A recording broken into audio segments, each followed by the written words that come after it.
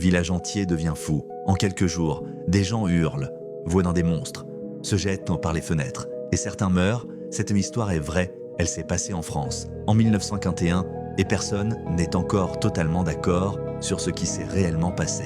Août 1951, Pont-Saint-Esprit, dans le Gard. Un petit village tranquille, rien d'inhabituel. Puis soudain, les habitants commencent à tomber malades. D'abord des maux de ventre, puis des hallucinations, puis la panique. Des gens disent voir des serpents sortir des murs, d'autres jurent tel que leur corps brûle de l'intérieur. Un homme court dans la rue en criant qu'il est poursuivi par des flammes. Certains sont internés de force, d'autres attachés à leur lit.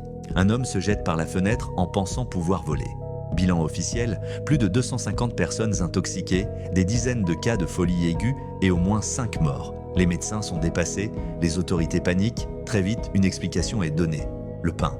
Le pain du village aurait été contaminé par un champignon toxique, l'ergot de seigle, une substance connue pour provoquer des convulsions et des hallucinations. L'affaire est classée et réclassée.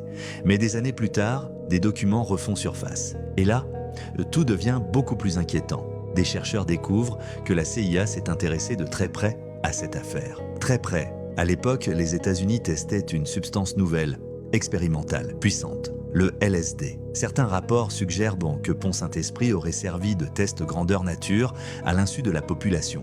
Une expérience sur des civils, sans consentement. Officiellement, rien n'est confirmé. Les autorités nient, les versions se contredisent.